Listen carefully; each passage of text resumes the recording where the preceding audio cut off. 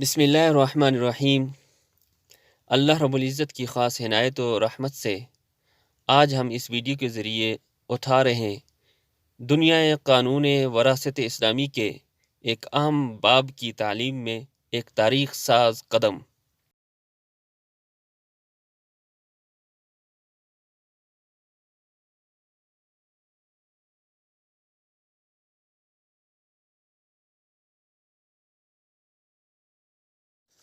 ہم پیش کریں گے اسباب نفسی کی تفہیم بلا مبالغہ صرف ایک حرف میں۔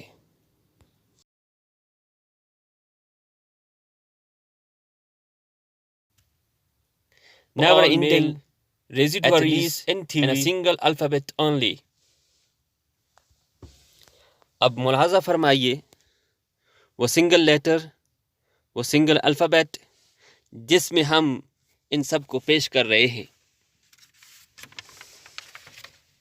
یہ ہے کیپٹل ایف۔ اب دیکھیے اسی طرح اس پر نیچے سے شروع کرتے ہوئے ترتیب وار ایروز اور ڈاٹس۔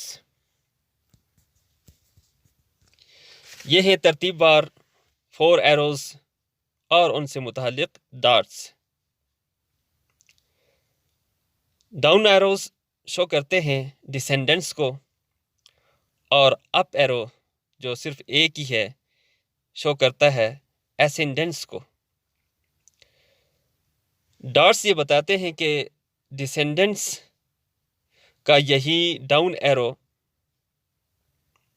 نیچے کی جانب جاری و ساری ہے، اور اسینڈنٹس کا یہی اپ ایرو اوپر کی جانب رواں دواں ہے۔ یہاں ایک سوال بنتا ہے کہ ایرو 2 کے بالکل اوپر آنے والا پہلا پوائنٹ جو ایرو 4 کا سٹارٹنگ پوائنٹ بھی ہے، اس پر کوئی ایرو نہیں لگایا گیا۔ کیوں؟ اس لیے کہ یہ پوائنٹ اور اس کے بالکل سیدھ میں اوپر آنے والے نیکسٹ پوائنٹس بھی ایرو 2 کا ہی کنٹینویشن ہے۔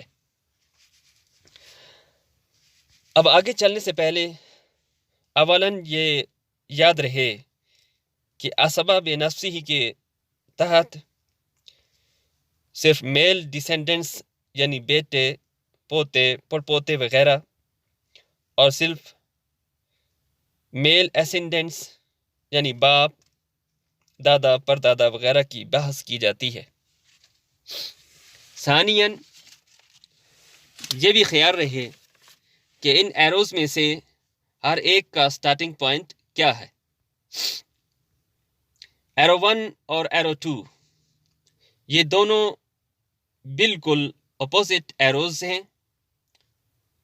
اور دونوں کا درمیانی نقطہ ان دونوں کا سٹارٹنگ پوائنٹ ہے۔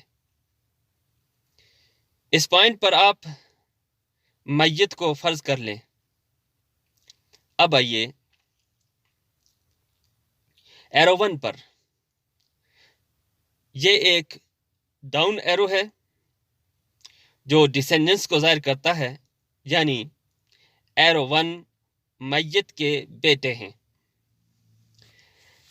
ایرو 1 کے نیچے ڈاٹس یہ شو کرتے ہیں کہ ایرو 1 کا سلسلہ نیچے کی جانب رواں دواں ہے، یعنی یہ ڈاٹس ہیں بیٹے کے بیٹے، پھر ان کے بیٹے، پھر ان کے بیٹے، ہاؤ لو سو ایور یعنی پوتے، پڑپوتے وغیرہ۔ ایک لامتناہی سلسلہ ہے اس ایرو کا، ایٹ لیسٹ ان تھیوری۔ اب آئیے ایرو 2 پر، اور اس کے بالکل اوپر نیکسٹ آنے والے ڈاٹس پر۔ ایرو 2 اپ ایرو ہے جو اسینڈنٹس کو ظاہر کرتا ہے، یعنی ایرو 2 میت کا باپ ہے، اور اس سے اوپر جانے والا پہلا ڈاٹ دادا ہے۔ پھر اسی طرح اگلے ڈاٹس پر دادا وغیرہ ہاؤ ہائی سو ایور. اب آئیے ایرو 3 اور اس کے نیچے ڈاٹس پر. یہ ڈاؤن ایرو ڈیسینڈنٹس یعنی بیٹوں کو ظاہر کرتا ہے، لیکن یہ کس کے بیٹے ہیں یہ جاننے کے لیے اس ایرو کے سٹارٹنگ پوائنٹ پر جائیے. اس کا سٹارٹنگ پوائنٹ ایرو 2 یعنی باپ ہے، اور اس طرح ایرو 3 میت کے باپ کے بیٹے یعنی بھائی ہیں. ایرو 3 کے نیچے ڈاٹس بھائی کے بیٹے یعنی بھتیجے، پھر ان کے بیٹے، پھر ان کے بیٹے، ہاؤ لو سو ایور ایک غیر محدود سلسلہ ہے. اب آخر میں ایرو 4 اور اس سے متعلق ڈاٹس. یہ بھی ڈاؤن ایرو ہے جو ڈیسینڈنٹس یعنی بیٹوں کو ظاہر کرتا ہے، لیکن یہ کس کے بیٹے ہیں یہ سمجھنے کے لیے یا پھر وہی بات کہ ایرو 4 کا سٹارٹنگ پوائنٹ کیا ہے. دیکھیے اس کا سٹارٹنگ پوائنٹ، اس کا اوریجن ایرو 2 یعنی باپ کے اوپر پہلا ڈاٹ یعنی دادا ہے. لہذا ایرو 4 دادا کی اولاد ذکور یعنی تائے چچے. اس ڈاؤن ایرو کے نیچے ڈاٹس بھی یہ شو کرتے ہیں کہ ایرو 4 نیچے لامتناہی طور پر رواں ہے، یعنی تیا چچا کے بیٹے، پھر ان کے بیٹے، پھر ان کے بیٹے، ہاؤ لو سو ایور. اب آخر میں یہ بھی نوٹ کر لیں کہ اس ایف پر ایروز 1 2 3 کی ترتیب الاقرب فالاقرب پرنسپل آف پراکسیمیٹی